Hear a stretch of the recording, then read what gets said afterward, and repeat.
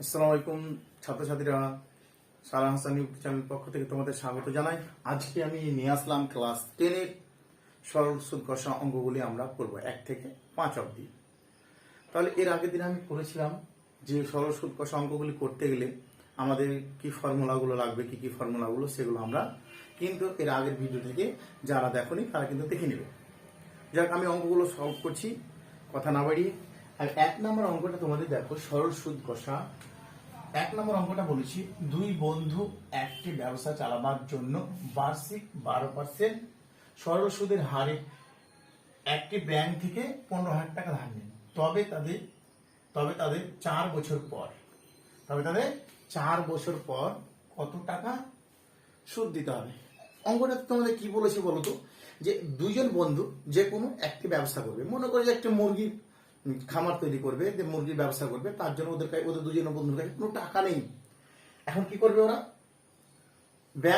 একটি ব্যাংকে গেছে, ব্যাংকে বলছে যে কি আমরা দুই বন্ধু কি করবো, 15,000 টাকা ধার নিব। তখন ব্যাংক বলল যে 15,000 টাকা ধার নিবে, ভালো কথা, কিন্তু এখানে 100 টাকায় 12 টাকা কিন্তু আমরা 1 বছরে সুদ নিয়ে নেব। 100 টাকায় 12 টাকা সুদ নিব, মানে এটা হলো পার্সেন্টেজ। তাহলে তারা যদি ওই 15,000 টাকা 4 বছর তাদের কাছে রাখে, তাহলে তাকে এক্সট্রা কত টাকা দিতে হবে, মানে সুদটা কত দিতে হবে। 15,000 টাকা তো ধার করলো, এই 15,000 টাকা ধার করলো, তাহলে কিন্তু তাদের সুদটা কত লাগবে, মানে বেশি টাকাটা কত লাগবে। তাহলে আমরা এর আগের দিন শিখেছি কি বলতো, আমাদের একটি ফর্মুলা লাগবে, যেটি আমি সাইডে হালকা করে লিখে দিচ্ছি, যে I = P/100। তাহলে আমাকে এই ফর্মুলাতে আমরা করব, তাহলে সুদের ফর্মুলা দেওয়া আছে I = তাহলে এটা সলভ করলেই মান বসিয়ে তাহলে আমাদের অঙ্কটা হয়ে যাবে। এবার দেখো আমি কি বলেছিলাম, অঙ্কের মধ্যে যেটা ধার নিবে বা টাকা জমা দিবে ব্যাংকে, সেটা আমি কি বলেছিলাম, যে ওটা হলো আসল মানে কি আমরা জানি পি। তাহলে আমরা এখানে দেখে তুলে নিব যে পি = 15,000 টাকা। এবার আমি কি বলেছিলাম, আর কোনটা হবে, যেটা অঙ্কের মধ্যে পার্সেন্টেজ দেওয়া থাকবে সেটা। এখানে কত পার্সেন্ট দেওয়া আছে তোমরাই দেখো, 12%। তাহলে 12টা হয়ে যাবে কি আর, তাহলে কি লিখবো আমরা, আর = 12%।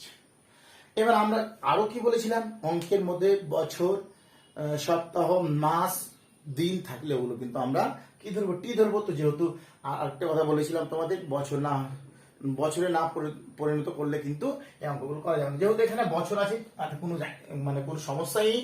তাহলে কি টি = কত, 4 বছর।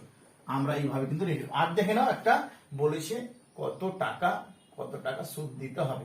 তাহলে সুদের ফর্মুলা কি, আই = কত, আই যেহেতু দেওয়া নেই, তাহলে কি আই = জিজ্ঞাসা ছিল, তো আইটা আমাকে কি করতে হবে, আমরাকে এক বাক্যে আইটা বের করতে হবে। তাহলে এবার আমরা এই অঙ্ক দেখে একটু করে নিলাম খাতাতে। এবার দেখো যে আমি কিভাবে সলভ করি, এই ফর্মুলাটা দিয়ে সলভ করছি তোমাদের, যেহেতু তোমরা যারা না বুঝতে পারছো, I = P/100। এবার দেখো সমান চিহ্নের এদিকে ওদিকে যদি কি থাকে, সংখ্যা বা বাস্তব সংখ্যা বা কোন রাশি থাকে, তাহলে কি আমাদের কি বা লিখতে হয়, বা I = এখন আমরা শুধু জাস্ট এটা দিয়ে মানগুলো বসাবো। কোন ইংরেজি রাশিগুলো যদি পর পর বসে থাকে, তাহলে সেগুলো গুণ আকারে বসে থাকে। আমরা সংখ্যা পি এর মান কত আমরা জানি, এখানে দেখে নাও 15,000 টাকা। তাহলে আমি পি এর জায়গাতে কি করব, 15,000 টাকা বসাবো। এখানে যেহেতু গুণ আকারে আছে, তাই সংখ্যা বসাতে গেলে আমরা গুণ দিব। এবার দেখে নাও আর, তাহলে আর এর মান কত আছে, 12%। তাহলে আমরা কি 12 বসাবো, যেহেতু 12 আর এর জায়গা, পি এর জায়গাতে 15,000 বসালাম, আর এর জায়গাতে কত বসালাম, 12 বসালাম। আর এখানে কি বেশি থাকছে, টি, তাহলে টি এর জায়গায় এটা, টি এর জায়গাতে কত, 4 বছর বসালাম। এইবার দেখো এই যে 100 আছে, 100 কিন্তু থেকে গেল। এবার আমরা কাটাকাটি করলেই আমরা উত্তরটা পেয়ে যাবো। তাহলে আবার আমরা কিন্তু বা লিখবো, এই বা কথাটা আমরা কিন্তু প্রত্যেকে লিখে দেবো। এবার দেখো এখানে আমি খুব সোজা ব্যাপার, এখানে একটা শূন্য, এখানে একটা শূন্য, এখানে একটা শূন্য, শূন্য কেটে গেল। তাহলে আমি এখানে এবার কি করবো, গুণ করব। আমরা গুণ করে, আমি প্রথমত দেখাচ্ছি, দেখো আমরা গুণ করে নেব। 15কে কি 12 দিয়ে গুণ করব, তাহলে কি বলতো, যে এখানে আমি 15 লিখে দিলাম, গুণটা করে আমি দেখিয়ে দিচ্ছি। 5 × 2 = 10, 10 × 0 2 3, 5 1, তাহলে হলো কত 180। 180 কে এই 180 কে আবার কি বলো 4 দিয়ে গুণ করো, তাহলে কত হলো 4 শূন্য 4 8 32, 32 এ 2, আর এখানে হচ্ছে 4 1 4, 4 1 4 5 6 7, সরি 7, আর এখানে যে একটা শূন্য বেশি আছে মানে একটা শূন্য, তাহলে কত 7200 টাকা। এটাই আমাদের কি, এটাই আমাদের অ্যান্সার বলেছিল। তাহলে আমি অঙ্কটা পরে আমরা কি লিখতে পারি যে অতএব তাদের দুই বন্ধুকে 4 বছর পর, অতএব তাদের দুই বন্ধু কার লিখবো না, তাদের 4 বছর পর 7200 টাকা সুদ দিতে হবে। এই যে দেখে নাও কিভাবে আমি এই অতএব তাদের 4 বছর পর 7200 টাকা দিতে হবে, কি বললাম, তবে তাদের 4 বছর পর কত টাকা সুদ দিতে হবে। তো ওই কথাটাই লিখলাম আমি যে তাদের 4 বছর পর কত জায়গাতে 7200 টাকা সুদ দিতে হবে, ওই কথাটা লিখলাম। এইটা হলো তোমাদের প্রথম নাম্বার অঙ্ক। যাই হোক, আমরা এবার দ্বিতীয়তে যাচ্ছি। দ্বিতীয় নাম্বার অঙ্কটা আমরা দেখে নেব। যখন আমি প্রথমটা বোর্ডে লিখে দিয়েছিলাম, এবার আমি বোর্ডে লিখছি না, আমি তোমাদের বলছি এবং তোমরা শুনে নেবে যে অঙ্কটা বলে আমি করব। তোমাদের দ্বিতীয় নাম্বার অঙ্কটাতে বলা হয়েছে যে 2005 সালে 1 জানুয়ারি থেকে 27 মে পর্যন্ত বার্ষিক 6% সরল সুদের হারে 2000 টাকা সুদ কত টাকা হবে। এখানেও কিন্তু 2000 টাকা সুদ বলেছে।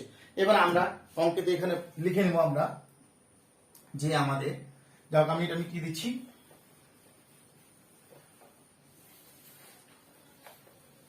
এবার আমাকে দেখো এখানে যে কত নম্বর অঙ্ক, 2 নম্বর অঙ্ক। এই 2 নম্বর অঙ্কটা কি বলছে যে আমরা কি বলতো যে এটা 2022, কিন্তু 2005 সালে যখন আমরা ছোট ছিলাম, মানে আমি ছোট ছিলাম, তোমরা তখন হয়তো তোমাদের জন্ম হয়নি বা হয়েছিল, এরকম হতে পারে। তাহলে কি বলতো যে আমি যখন ছোট ছিলাম মানে 2005 সালে জানুয়ারি থেকে 27 মে পর্যন্ত, তাহলে দেখো 27 মে পর্যন্ত, তাহলে কি বলছে জানুয়ারি থেকে 27 মে পর্যন্ত, তার মানে কি মাস বলছে এখানে, কি বলতো যে মাসের মধ্যে জানুয়ারি মাস, January February March April May June July বলছে, কিন্তু বলছে এই পর্যন্ত কি বলতো কত পার্সেন্ট বলেছে তোমাদের এখানে 6% হবে। তাহলে আমি দেখো যে 2 নম্বর অঙ্কটাতে আমরা কি 6% যেহেতু বলেছি, আমি রেখে দিলাম জানুয়ারি থেকে 2005 সালে জানুয়ারি থেকে মে মাস পর্যন্ত, ওটা বাদ দিলাম। এখন ওটাতে আমার কাজ আছে, ও তার সিধে বুঝাচ্ছি। আর সমান সমান কত 6%, তাহলে এটা সবাই 1 লক্ষে জানো। এবার কত টাকায় মানে 2000 টাকা সুদ দিতে হবে নাকি কত টাকা সুদ দিতে হবে, তাহলে 2000 টাকা, তাহলে এই টাকাটা কি পি, তাহলে পি সমান সমান কত 2000 টাকা সুদ দিতে হবে। এবার কত দিন সুদ লাগবে নাকি, আমরা তো এক পক্ষে জানি সুদ বের করতে হবে, তার মানে আয় বের করতে হবে, সুদ বের করতে হবে মানে কি আয় বের করতে হবে, তাহলে ওই ফর্মুলাই কাজে লাগবে আমাদের। এবার বলো এই যে টি, আমি আগেই বলেছিলাম এই টি বের করার সময় যদি তোমাদের কি হয়, যদি বছরে পরিণত না হয় তাহলে কিন্তু অঙ্ক করা যাবে না। তোমরা এটা মানে এক বাক্যে মেনে নাও। কিন্তু এখানে তোমাদের কি বলে জানুয়ারি থেকে 27 মে পর্যন্ত, দেখে নাও, কিন্তু বছর বলেনি, 1 বছর 2 বছর, জানুয়ারি থেকে মে পর্যন্ত বলেছে, দেখে নাও। তাহলে আমরা কি বলবো, আমরা কি জানি সাধারণত বলতো যে এখানে আমি আয়টা নিতে দিচ্ছি, আগে টিটা বের করছি, তারপর দেখো জানুয়ারি দেখো ফেব্রুয়ারি March April May June July, না জানুয়ারি ফেব্রুয়ারি মার্চ এপ্রিল মে, কোন মাস পর্যন্ত বলেছে আমাদের,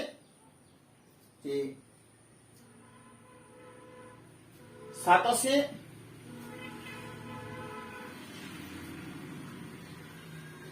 জানুয়ারি থেকে 27 মে পর্যন্ত। তাহলে মে, জানুয়ারি ফেব্রুয়ারি মার্চ এপ্রিল মে, তাহলে আর দরকার নেই মে যখন বলেছি, আমি একটু বেশি লিখে দিয়েছিলাম, যেহেতু আমার কাছে এখানে লেখা থাকলে কি না সুবিধা হয়, কিন্তু ছোট বোর্ডের জন্য আমি তোমাদের লিখতে পারলাম না। ঠিক আছে, দেখিয়ে দিচ্ছি। দেখো জানুয়ারি মাস, ফেব্রুয়ারি মার্চ, এপ্রিল, মে, এই 5 মাস, জানুয়ারি মাস থেকে কত, এটা কত সালে বলতো, 2005 সালে। এই 2005 সালটা আমার কিন্তু কোনো দরকার নেই, জাস্ট বলেছে 2005, কিন্তু আমরা শুধু এইটি বের করবো, তাই আমি এখানে লিখছি না, তোমাদের আরো অসুবিধা হবে, খালি এটা বলে দিলাম। এবার জানুয়ারি মাস, তোমরা জানো জানুয়ারি মাস কত দিনের, যদি কেউ না জেনে থাকো তাহলে আমার আগের ভিডিওটা দেখে নাও। এবং আমি বলছি এই জানুয়ারি মাসটা আবার একটু হালকা করে দেখিয়ে দিচ্ছি। আমরা এইভাবে বাম হাতে কি ধরবো, এই যে মুঠিটা বেঁধে নেব, দিয়ে বলবো এই উঁচু নিচু আছে না, January, February, March, April, May, June, July, August, September, October, November, December. এবার দেখে নাও এখানে যেগুলো উঁচু সেগুলো 31, আর যেগুলো নিচু সেগুলো 30। শুধু ফেব্রুয়ারি মাসটা 28 দিনের, কারণ ফেব্রুয়ারি মাসটা কি অধিবর্ষ রয়েছে, অধিবর্ষ 4 বছর পর পর 29 তারিখ হয়। তো তোমাদের এটা 22 চলছে, অধিবর্ষ এখানে 24 অধিবর্ষ আছে, তার মানে এই নিচুটা তোমাদের ফেব্রুয়ারিটা 28, বাদ বাকি যেগুলো নিচুতে পড়বে সেগুলো হলো কি 30। এবার জেনে নাও জানুয়ারি উঁচুতে পড়ছে, দেখে নাও, শুরু করো। তাহলে জানুয়ারিটা হচ্ছে কি বলতো 31, এখানে কি বলতো ফেব্রুয়ারি 28, মার্চ, জানুয়ারি, ফেব্রুয়ারি, মার্চ উঁচু একদম দিকের উপরে পড়েছে আমাদের, তাহলে এটা কি বলতো 31, এপ্রিল কত বলতো 30, যেহেতু নিচে তো পড়ছে, আর মে, যাও যাও মে 31 হচ্ছে, কিন্তু এখানে বলে দেশে অঙ্কে 27 মে পর্যন্ত, তাহলে 27 লিখবো আমি, এখানে করলে কত হবে 146 হবে। যোগ তোমরা করো কত দিন হলো, তাহলে এটি কি বলতো দিন হলো, কিন্তু কি বলতো এখনো দিন হলো, এটি দিন হলো 146 দিন, মানে অ্যাকচুয়ালি 147 হবে, কিন্তু আমি যোগ করলে 47 হবে, তখন তোমরা বলবে যে 47 কেন 46 করলে। হ্যাঁ, এটারও আবার প্রশ্ন আছে। দেখে না, তুমি যখন কোনো ব্যাংকে টাকা নিতে যাবে, ধার নিলে, মনে করো এই 2000 টাকা ধার নিচ্ছ, তাহলে 12টার দিকে যাবে বা 11টার দিকে যাবে, 11টা আগে অফিস খুলে না, আবার কি করবে বলতো, এদিকে কি হলো হাফ দিন, কিন্তু তোমার রাত 12টা থেকে শুরু হয়ে গেছে, হাফ দিন কিন্তু চলে গেছে। এবার কি হলো, যেদিন হয়তো 2000 টাকা তুমি শোধ করতে যাবে, হয়তো 12টার মধ্যে শেষ করে দেবে, তাহলে হাফ দিন কিন্তু আরো রাত পর্যন্ত পড়ে আছে, তাই ওই দিকে হাফ, এদিকে হাফ। তাহলে কি বলতো এখানে একদিন আমি সরাসরি বাদ দিয়ে দিয়েছি, যেহেতু আমার অঙ্কটা করা আছে তাই আমি বাদ দিয়ে দিয়েছি, এখানে কিন্তু 147 হতো, কিন্তু 146। দেখো এটা কি বলতো, এটা কিন্তু দিন। এবার আমরা জানি, আমরা কিন্তু এর আগের অঙ্কে বলেছিলাম দিনকে বছরে পরিণত করলে কি করতে হবে, বলেছিলাম সিম্পল 365 দিয়ে আমরা কি করব, ভাগ করে দেব। যদি মাসকে বলি 12 দিয়ে, তো যেহেতু এখানে দিন আছে তার নিচে কি করব, 365 দিয়ে দেব, তাহলে এটা হয়ে গেল আমাদের টি। প্রত্যেক অঙ্কের ক্ষেত্রে এরকম যদি বলে খালি টিটার জন্য খাটতে হবে তোমাদের এইভাবে, তাহলে হয়ে যাবে। তাহলে আমি টি সমান কত পেলাম, টি সমান 146/365, তাহলে এটি কি যে মুখে পেরে যাবে তাদের এই লেখাটি লেখার দরকার নেই, তাহলে কি লিখে দেবে টি সমান কি 146/365। এবার আমরা কি করবো, আয় সমান জিজ্ঞাসা পেয়ে গেলাম, দেখে নাও এগুলো লেখার কোনো দরকার নেই, যখন এটা পেয়ে গেছি, বছর পেয়ে গেছি, এটা কি বলতো, এটা হলো বছর, এতক্ষণ ছিল দিন, 365 দিলাম, ওই জন্য বছর হয়ে গেল। এবার দেখো আমি এবার এটাকে সলভ করে দেখাচ্ছি, তো কি বলবো, আই সমান আবার ওই ফর্মুলা PRT/100 বা লিখবো আই সমান পি এর মান। এবার তোমরা বলো তাহলে পি এর মানটা কত, 2000 টাকা, অবশ্যই 2000 টাকা, অবশ্যই 2000 ইন্টু আর এর মান কত, আর তোমরা অবশ্যই কি কত 6%, এই যে উপরে দেখে নাও লেখা আছে, দেখে নাও। এবার টি এর মান কত, 146/365, কিন্তু আমরা বলতো এখানে লব 146 হর 365, উপরে বসিয়ে দেবো 146 আর নিচে বসিয়ে দেবো কি 365। এবার আমি এখানে কি করব, 100টা যে আছে 100টা বসিয়ে দেবো। এবার সলভ আমরা করবো, অঙ্কটা কি কাটাকাটি করবো, তাহলে জাস্ট হয়ে যাবে নাকি।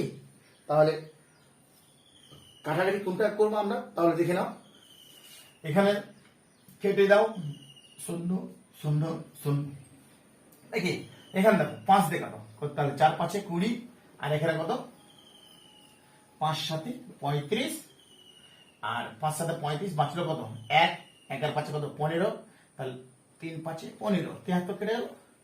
এবার দেখো 73 2 কত 146, নিচে সবকিছু কেটে গেছে, উপরে কি বলতো 4 6 24 আর 24 দিয়ে কত 48।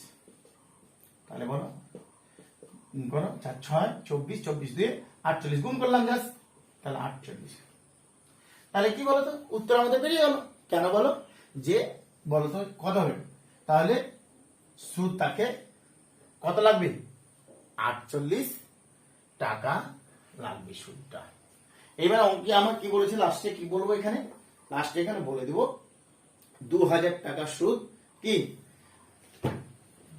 2000 টাকা সুদ মানে তার কি বলো জানুয়ারি থেকে মে পর্যন্ত, অতএব জানুয়ারি থেকে 27 মে পর্যন্ত, শর্টে লিখলাম পর্যন্ত কত 2000 টাকা 2000 টাকা 48 2000 টাকায় 48 টাকা সুদ দিতে হবে।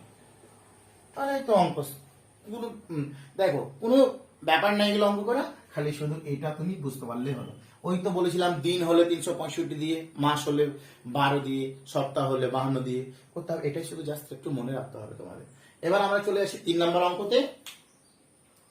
যাও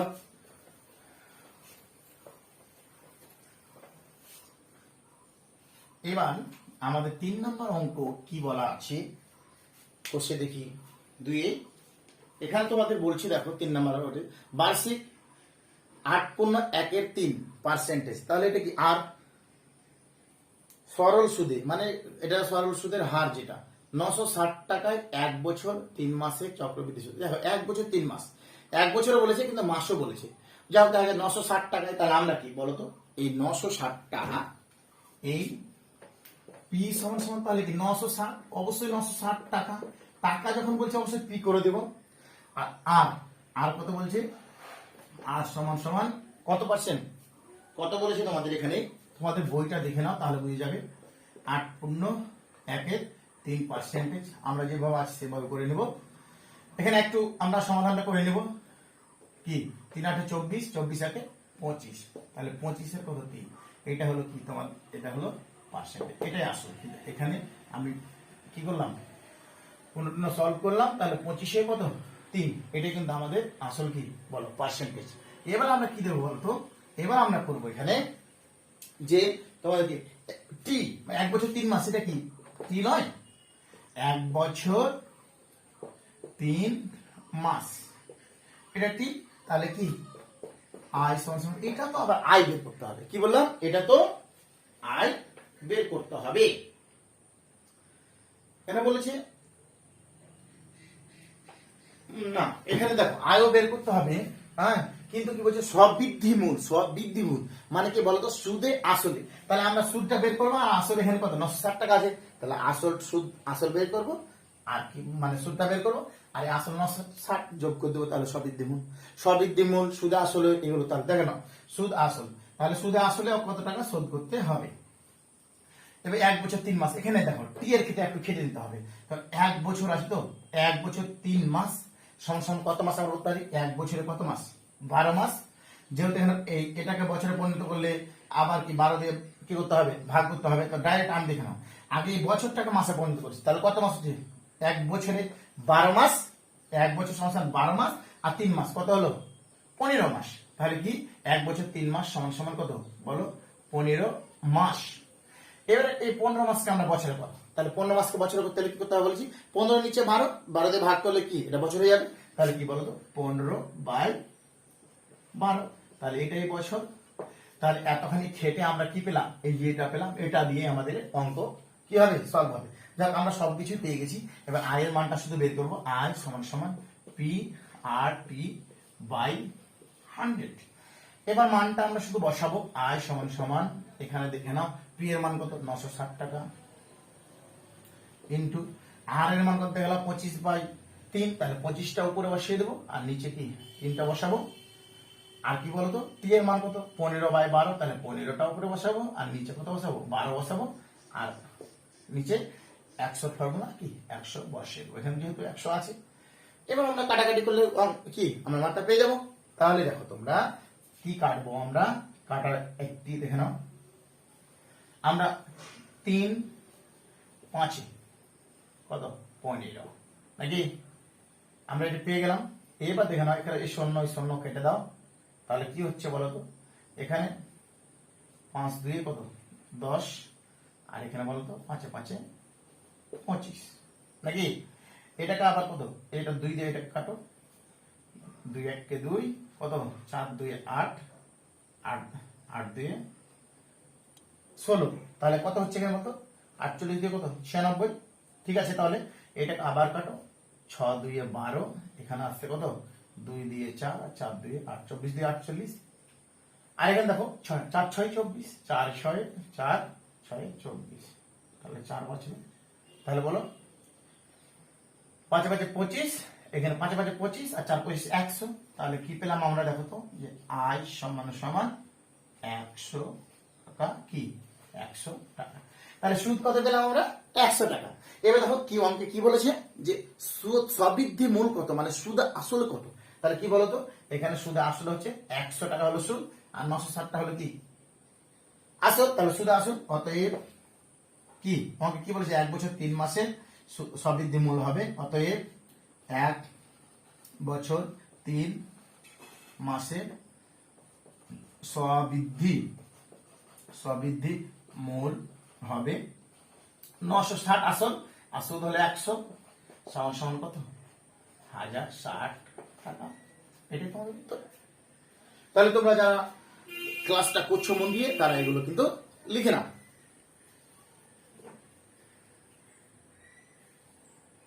এবার আমরা 4 নম্বর অঙ্কটা বলবো। 4 নম্বর অঙ্কটা আমি পড়ছি, শোনো না। কি, উৎপল বাবু তার জমির চাষের জন্য সমবায় সমিতি থেকে এই 6% হারে সরল সুদের হারে 3200 টাকায় 2 বছরের জন্য ধার নিলেন।